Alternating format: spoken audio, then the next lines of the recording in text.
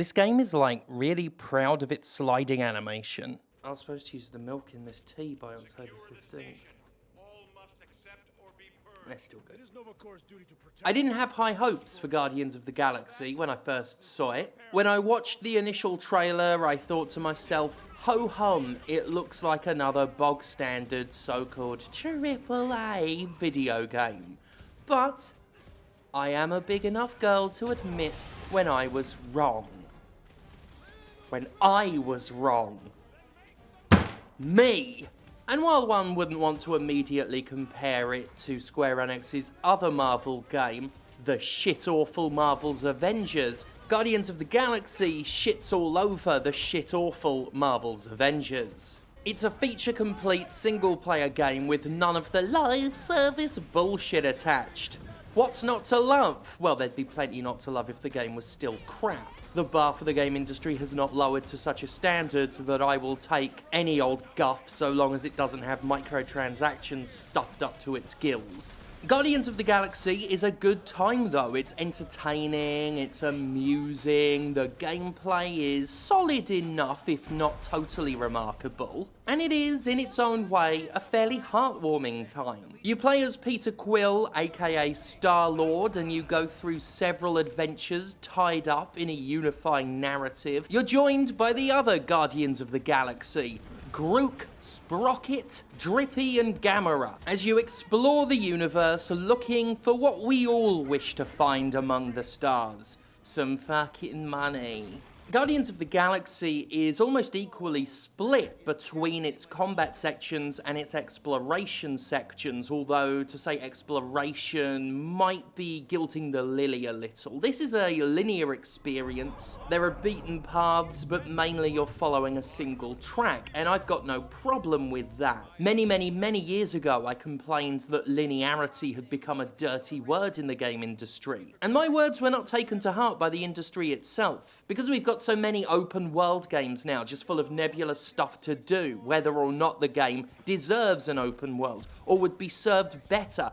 by something more linear, something more straightforward, something that would lend itself to better, tighter direction, a more structured narrative.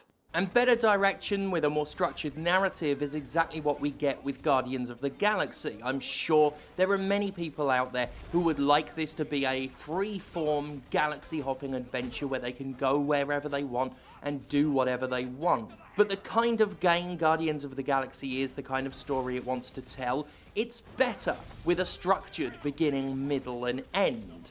And I really do like how this game is paced and the various locations it takes you to, the various chapters of the game, the mini-stories it tells, while the Guardians try and gather enough cash to pay a space fine. So, like I say, there are two modes for Guardians of the Galaxy, essentially. Shooting and doing walking. We'll focus on the shooty bang bang first, because everybody knows gamers love shooty bang bangs. Only joking.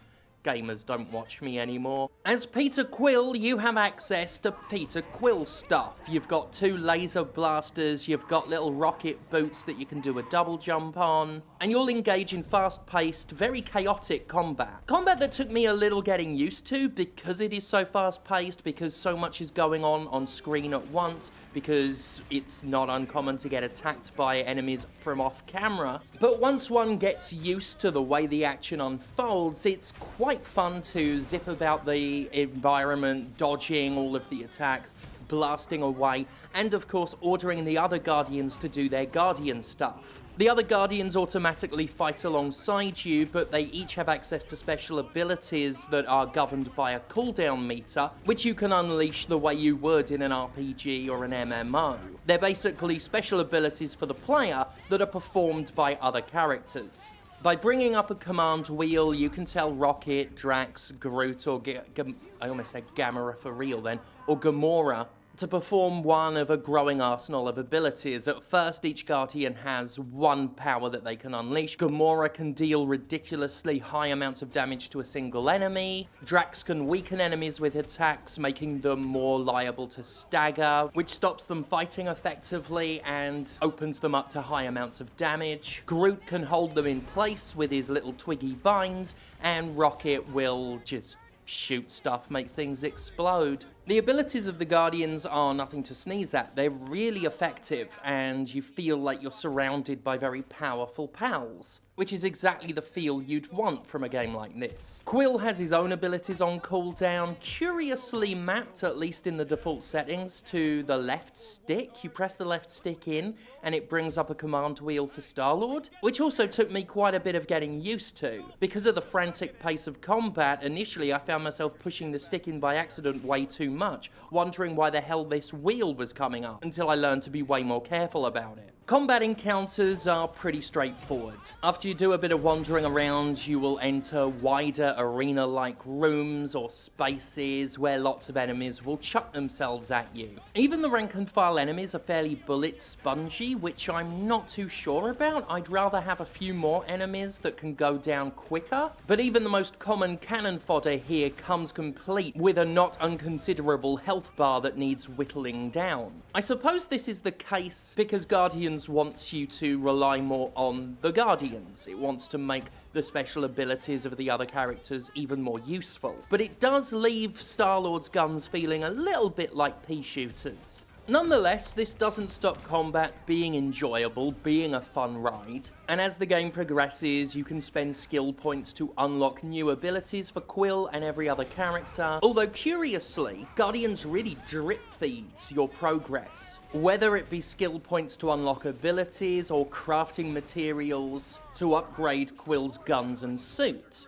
Oh, and during the course of combat, you may be able to initiate a huddle, where the fighting stops momentarily so that the Guardians can all gather together. During these huddle sections, you are faced with every other Guardian of the Galaxy from a first-person perspective, and they will give their thoughts on how the current fight is going. You'll then be given one of two dialogue options with which to answer. One of these options will fail to inspire the team, the other one won't. And picking the right response, the one that G's up your team, will give everyone fighting a damage boost. You'll still get a damage boost for yourself if you pick the wrong response, but the result is you won't give an awesome rousing speech, give everyone that same boost, and the soundtrack won't switch to one of Guardians of the Galaxy's many, many licensed songs. It just won't be as cool. And successful huddles are really cool. Pausing combat to give a rousing speech based on context clues from your allies is just a really neat idea and feels inherently fitting for a Guardians of the Galaxy game. However, as fun as the combat can be, Guardians of the Galaxy is honestly at its best when you're not fighting, when you're just walking through the environment or hanging around on the Guardians' ship.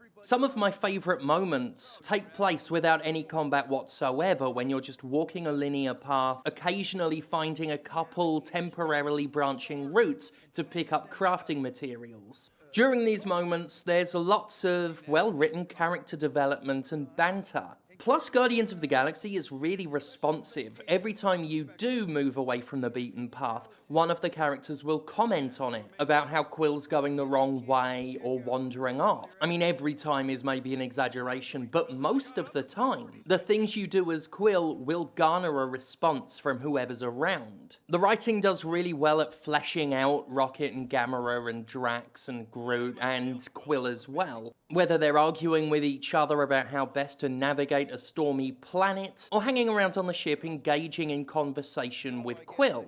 During the course of play, you will be given a number of dialogue choices, getting the option to side with certain characters during arguments, giving more serious or more amusing answers to questions, and even making a couple of choices that have impact on the narrative itself. There's just a ton of writing and dialogue in this game, an impressive amount for what it is. Unlike with Marvel's Avengers, Guardians of the Galaxy's characters don't feel like cheap knockoffs of the Marvel Cinematic Universe. They share elements with MCU characters and the comic book originals, but they do also feel like their own thing unique to the game. Essentially, when I'm looking at Drax in this game, I'm not automatically thinking about Dave Bautista, which is impressive because, hey, who isn't always thinking about Dave Bautista? Technically, the game is fairly solid. The most I've seen in terms of glitches is a real struggle to render weapons on the characters. They often go through the characters' legs or just hover near them. But for the most part, things are fairly polished. The environments look pretty enough. And as one might hope from a Guardians game, it's all really colourful. There's a great fucking soundtrack. And the voice acting meets a fairly high bar. Whereas I expected mediocrity, I got a fun and enjoyable game with a story I got really engrossed in. I love the way the Guardians work together, both mechanically and narratively, and it's quite possibly the best Marvel game since Spider-Man, considering most Marvel games are cheap, greedy as hell mobile shit, and the cheap, greedy as hell Marvel's Avengers. So yes, Guardians of the Galaxy. It's alright.